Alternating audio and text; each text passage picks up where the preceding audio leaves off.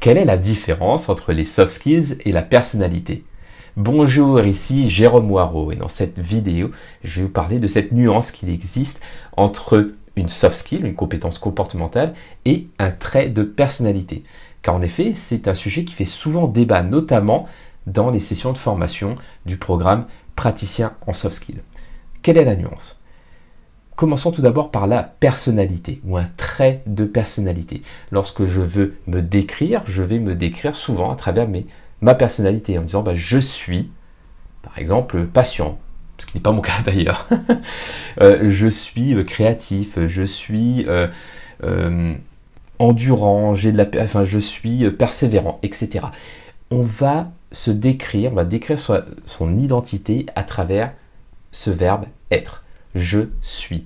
C'est ce qui définit un trait de personnalité et qui est quelque part un attribut passif. Voilà, donc c'est quelque chose qu'on a pu nommer dans une des sessions de formation avec une participante, Tivia, merci Tivia, qui a réussi à noter cette nuance entre la personnalité où on va dire je suis et que c'est un attribut passif, c'est-à-dire que c'est inconscient, je ne réfléchis pas, c'est quelque chose qui est là et qui fait partie de moi.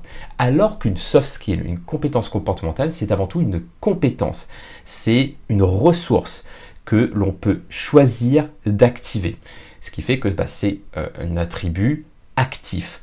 Et par exemple, pour décrire des soft skills, je vais dire j'ai développé ma créativité, j'ai de la persévérance, j'ai de la créativité. Donc quelque part, c'est un nom que l'on utilise avec le verbe avoir et si par exemple on a envie de penser à un adjectif, on va plutôt préférer la formulation du type j'ai la capacité à, plus un verbe par exemple. Et pour moi, c'est important de faire cette nuance. Pourquoi? Parce que lorsque on va décrire une personne avec le verbe être, on va être dans son identité, ce qui peut être assez réducteur ou parfois invasif. Alors que si l'on est sur le verbe avoir, que la personne possède des ressources et qu'il y a quelque chose d'actif, on ne va pas forcément la toucher sur son identité, mais plus sur ses capacités, sur ses ressources, et qui vont aussi être accessibles à d'autres, parce que ma personnalité, elle m'appartient.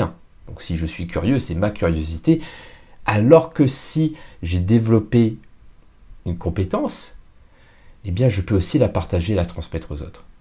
Donc voilà la nuance pour ma part qui me semble importante et c'est ce que justement on enseigne dans le programme praticien en soft skills où on essaie d'aller vraiment plus loin dans le concept des soft skills et pas juste s'arrêter sur une certaine terminologie, on va aller vraiment sur de la philosophie et sur de la pratico-pratique. C'est ok, maintenant qu'on a ces capacités, qu'on les a identifiées, qu'on peut les muscler, qu'est-ce qu'on en fait? Comment on les utilise concrètement pour avoir de vrais résultats? C'est pour ça que c'est un programme pratique et qui s'appelle praticien en soft skills.